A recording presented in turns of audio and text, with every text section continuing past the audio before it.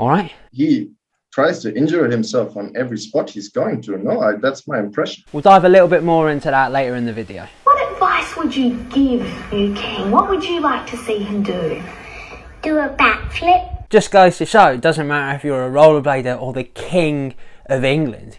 Kids just want to see backflips. Now, sticking with the lizard people and rollerblading, some bloke went full Frank Spencer style and almost careered into the king's car.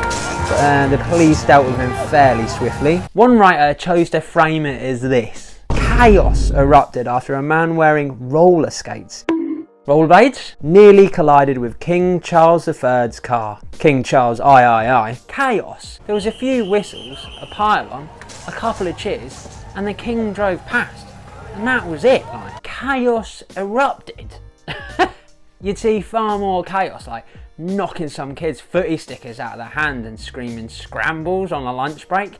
That's chaos, mate. Off! Scrambles! Give me that day on Dublin, man! The kid also claims he had no idea what was going on and that the ride was open. What's the point? I didn't know, mate. I was going fast. The road was open, bro. The road was open, bro. There's always one, isn't there? That is Flimsy. Flimsy Lohan. That's what they're gonna start calling you. That's more offensive than like telling the truth. Just be honest, like. Don't tell an absolute weak lie. Sticking with attempted attacks, USD got a bit of flack recently. Too basic. Douche. No style. And a few other unsavoury names being thrown at their riders. At first glance, it was mildly amusing, and I think there's definitely room in rollerblading for some humour to be put in there. But it turns into something different when you're hiding your identity. Show yourself. It then goes on a step further than that when you're purposely trying to look exactly like the brand you're making jokes about. It's not a parody account with the intention of being a little bit silly. It's clearly very targeted. And it seems quite likely that the person who created this is the same person that created that fake Nick Lomax Facebook page. The one slagging him off has the same kind of narrative as this picture does. It's definitely not a joke, it is just an attack. Interestingly, the account was created in China. This and a few other examples has given people a pretty clear idea of who it is, but I know I'm not even going to say his name because I don't think he deserves the attention. Like, it shouldn't be entertained. It's really good that like it did get taken down pretty swiftly. He's just, you know, like, he's out there. It's really sad actually, and unlike the Murphys, he's bitter. And if you get that reference, let me know in the comments. Maybe a positive from this is that it might have brought a little bit more attention to the fact that some of the USD riders are on a European tour to celebrate 25 years of USD. There was a few comments from people asking them to come a little bit further afield. Peru, Chile, Mexico, 100% the riders would have been absolutely chuffed if that's what the plan was, to ship them all over to South America, mate. You're going to Brazil!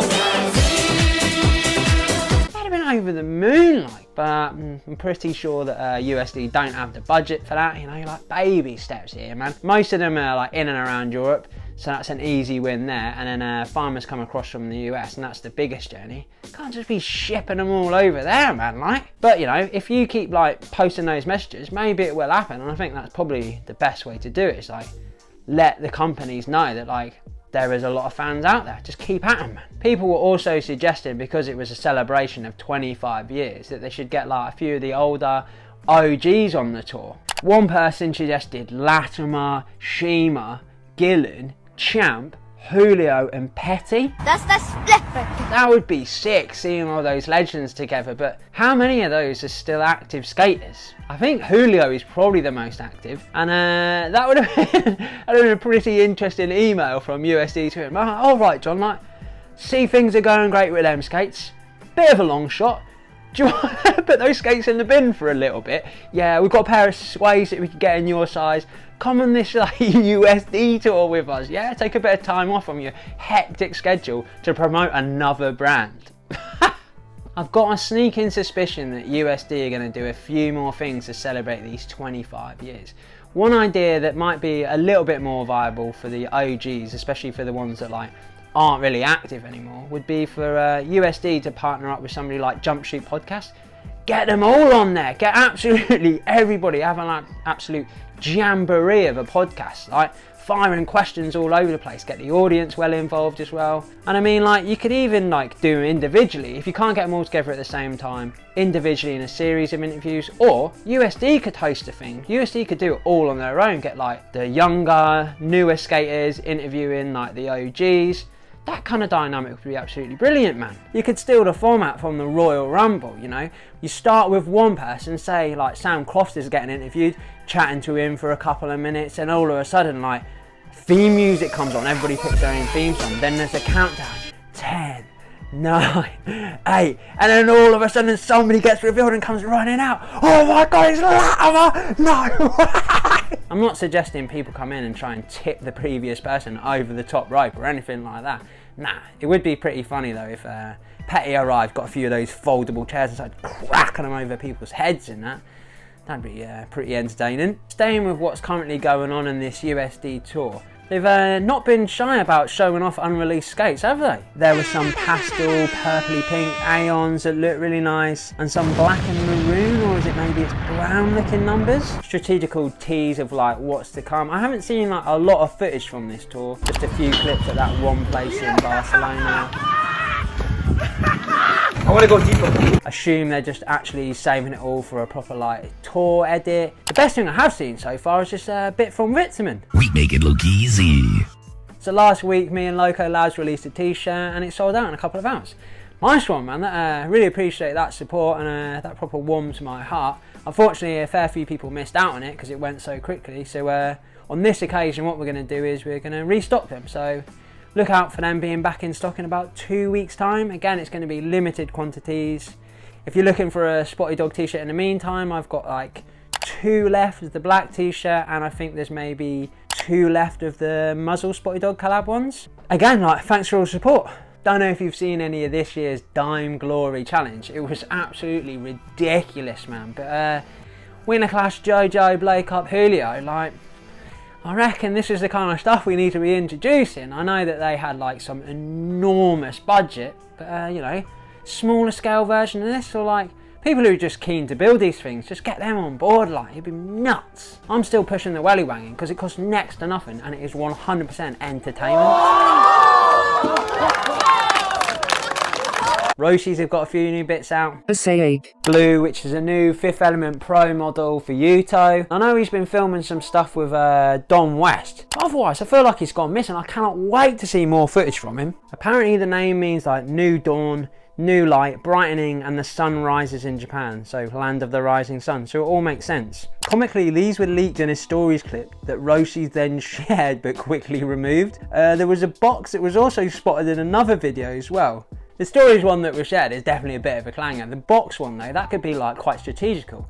Maybe they should start doing that more often, slipping a few clues in here and there, man. We've just worked out Blue's Clues because we're really bright. They also dropped Sage and Electric Blue 1992 skates. Lovely colourful options there for you. I was actually having a look back through some of their older bits. I'd love to see them get a bit more mad with the liners like they used to do. Bring back the lawn, man. And look at these cell things. They look like Cuban heel boots, kind of like crossed with one of those Play-Doh fun factories. I'm into it, it looks really futuristic. Talked a fair bit about it last week, but there's been an official announcement for Don Bruce's Pro Mesmer Skate. Mate, their marketing is so good, like. Look at this, man. Got him dressed up as a frog and everything. Pre-order coming soon. I think the skates look great. I also like how they've updated their little Instagram avatar to match the skate in new release. Them skates have had a shorts and pants restock. This picture of Greg's a good one. Kind of reminds me of when like parents take a picture of their kid when it's their first day of school. Feel like them skates have been fairly active with the footage as well. There was this first bit by Sean Das who just shows it like, you know, clean, control, simple tricks. Just an absolute joy to watch when they're done this well. Then also you had footage chopped together by Jon Lee of them skates trip to the UK. Really good feeling, really good vibe, and always really good music choices by Jon Lee.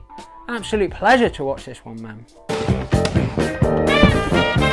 Following on from the smash hit Candy, Ant Medina is back for one last time with his latest project Ends, featuring the likes of the Skipper, Andrew Broom, Always on the job Dan Robinson. 3-point turn Brandon Bobadilla. You'll find the money in the glove compartment Mick Casals. Keeping it curly with Heath Burley. Sweaty on the jetty Tamona. Breakfast, lunch and dinner at the same damn time Isaac Parks. The judge John Sullivan. Cement mixer Mason Richard.